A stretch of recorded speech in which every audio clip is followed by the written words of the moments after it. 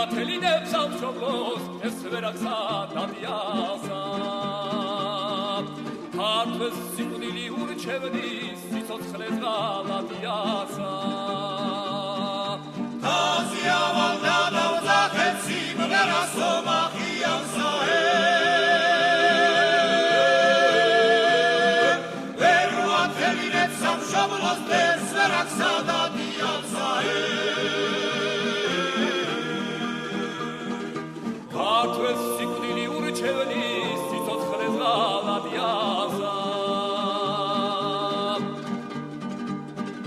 კაიყამა ერთხელა და შობი მოგდება ხელში ხმლიანად არც ხმალი უნდა ვაშკაცად გული გაიფრიანა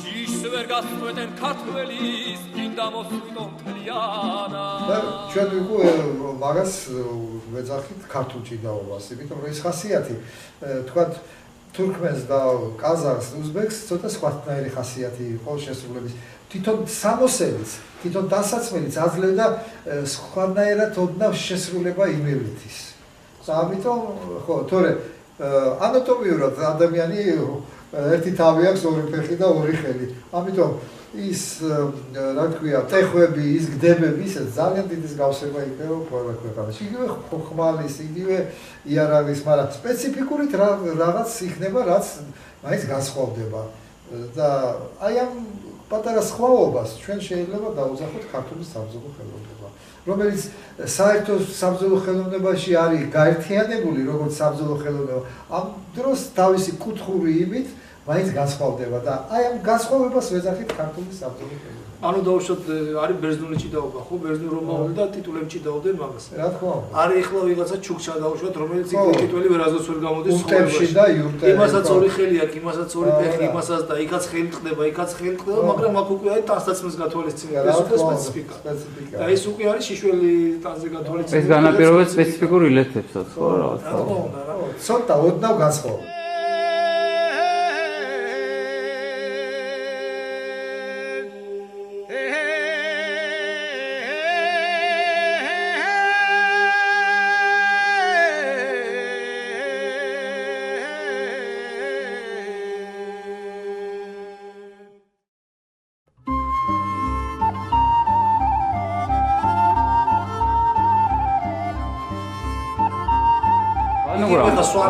ხელსურული მაგალითად აი ხელსურული ფარიკაობა ახლა რასაც ვაკეთებთ ჩვენ აქ დაუშვათ რასაც ხედავთ თქვენ და თუშური ფარიკაობა ორესულა ორი ხმლით აი თქვენი შეხედულებით აი რა ტიპის ფარიკაობა ის ჩამოყალიბებული სისტემა ხო თუნდაც მრგვალი ფარი და სწორი ხმალი რაღაცას განაპირობებს ორი ხმალი რო უჭირავს უკვე რაღაცას თავისებური მას სისტემას განაპირობებს ხო ესე იგი ორხმლიანი სისტემები ეს თუშური ფარიკაობა ხო ორხმლიანი სისტემები ბევრ ქვეყანაში იყო იგივე სარაცინებში იგივე იაპონურში, კალარიპაიათურში, ინდურშიც იყო, მაგრამ იქ იყო ოდნავ მოღუნული.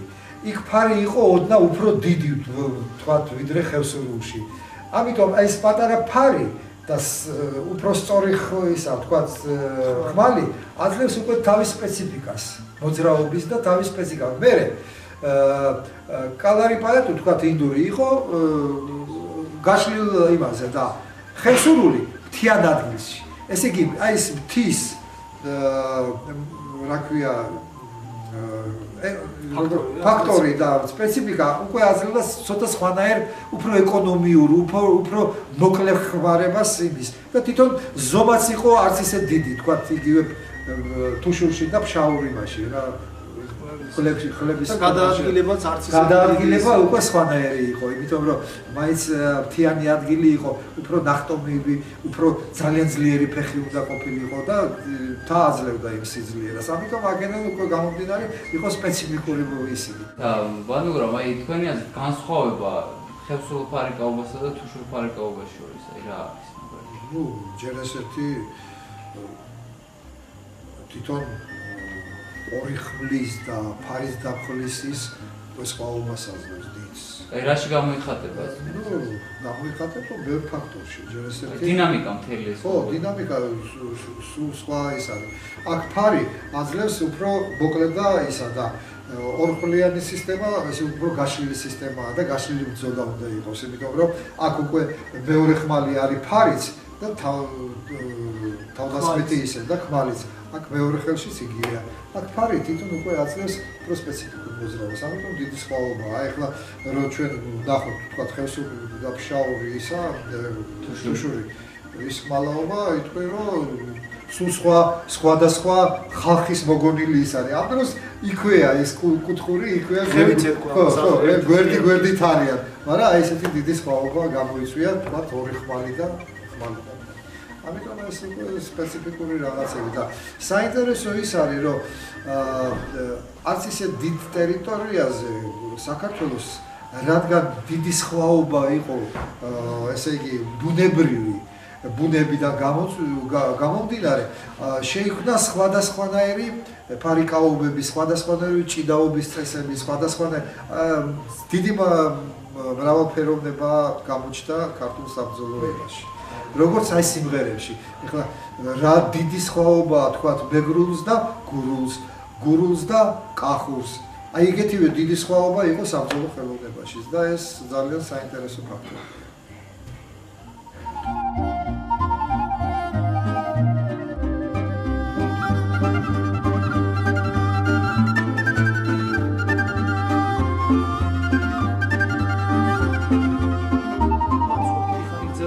შემდეგ არ მოყოლა კონკრეტულად. ანუ პრაქტიკულად ეს დაცვა არის მკვდარი. და ეს დაცვა ადრე თუ გია ყველა ციხე დაინგრევა. რა თქმა უნდა, დაცვითი მომენტი არსებობდა, რა თქმა უნდა და დაცვაზე იყო დათმობა, მაგრამ ეს კონტრატაკი რო იტყვიან, თუ ესე იგი არ არის შემტევი დაცვას უნდა იყოს შემტევი. დაცვა უნდა იყოს შემტევი. ანუ პრაქტიკულად გამოდის, რომ ეს თავდაცვა თავდამსხმელები ვინც არიან, ისინი დაცვა საკმაოდ კარგად აღვწევს. მაგრამ კონცეპტებზე გამოდიან. ხო, რა თქმა უნდა, ვის არეშინია თავდასხმა, ვინც დაცულია კარგად.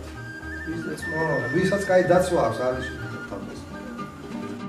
ფაზიავალა და დავზახებს იმღერა სომახიასა, მერვათელი ნებსამშობლოს ეს ვერაგსა დადიასა. ქართველს სიკვდილი ურჩევნის, სიცოცხლეს ღალატიასა. ფაზიავალა და დავზახებს იმღერა სომახიასა.